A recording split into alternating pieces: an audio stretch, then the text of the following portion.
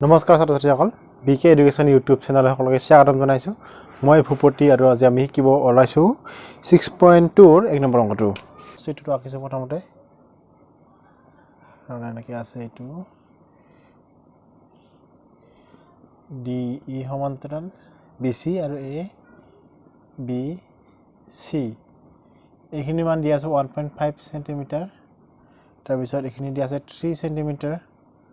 আৰু এইখিনি দিয়া আছে 1 cm আমাক EC উলিয়াব দিছে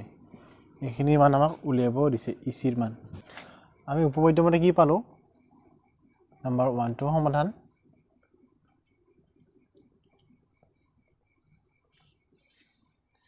থেলছৰ উপপাদ্যমতে আমি পালো যে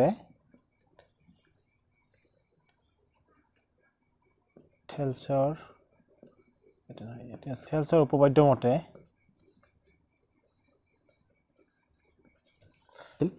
AD by BD বা DB সমান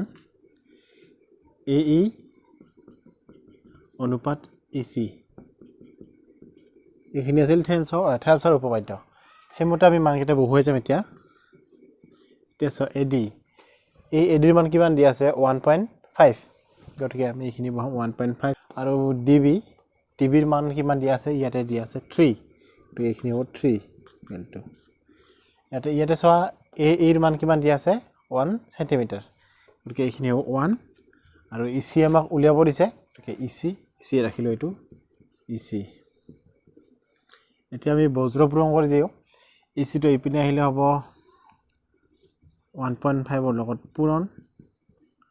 আৰু 3 টো ইফালে গলে হ'ব ইয়াতে হৰণ হৈ আছে ইফালে গলে হ'ব পূৰণ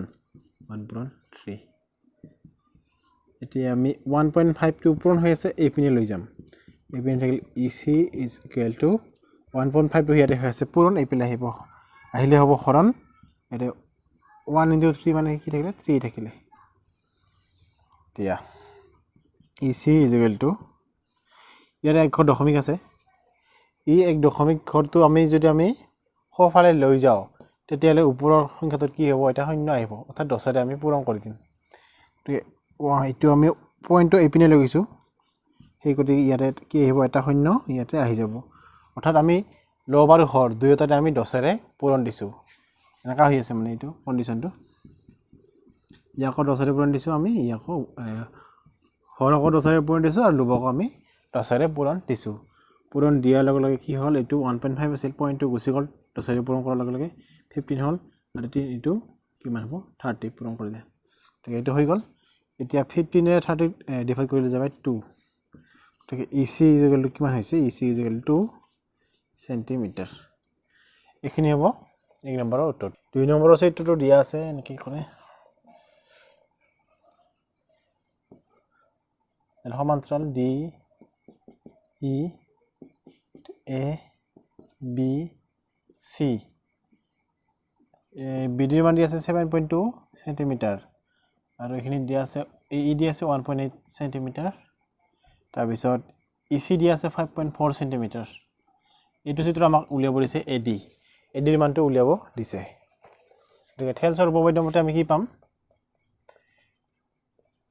থেলছৰ উপপাদ্য মতে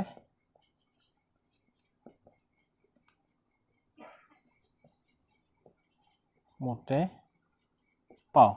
উপপাদ্যটো কি আছিল AD অনুপাত DB AD অনুপাত AD by DB is equal to AE by EC AE by EC এতিয়া মানবিলাক বহুৱাই যা AD ৰ মানটো দি উলিয়াব দিছে আমাক গতিকে AD টো আমি AD ৰাখি দিলো DB ৰ মান কিমান দি আছে 7.4 7.2 পন হয় আসলে সৰি AE দি আছে 1.8 এটো 1.8 EC ৰ মান দি আছে 5.4 এতিয়া এই 7.2 এটো কি হৈ আছে ইয়াতে হৰণ হৈ আছে ঠিক ইফালে গলে কি হ'ব পূৰণ তো আমি AD তো ইপিনে ৰাখিলো 7.2 ইফালে গল 1.8 আছিল পূৰণ 7.2 আৰু তলত থাকিলে 5.4 এতিয়া আমি AD উলিয়াব লাগে AD এতিয়া চোৱা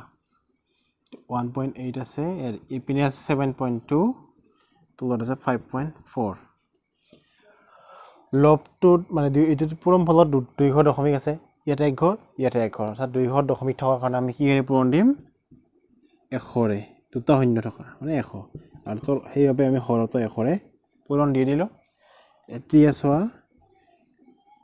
100 ৰে পূৰণ দিয়াৰ লগে লগে 2 ঘৰ দশমিক থকাৰ লগে লগে 2 ঘৰ দশমিকটো গুচি যাব থাকিব 18 পূৰণ 72 আৰু তলত 1 ঘৰ দশমিক আছে ইয়াতে আছে 100 গতিকে 100 ৰে পূৰণ কৰিলে এইটো 540 হ'ব 100 দশমিক আছে আৰু এটা শূন্য থকাৰ বাবে আৰু এটা শূন্য আহি গল গতিকে ইয়াতে কি থাকিল 540 ওপৰত থাকিলে 18 * 72 এতিয়া চোৱা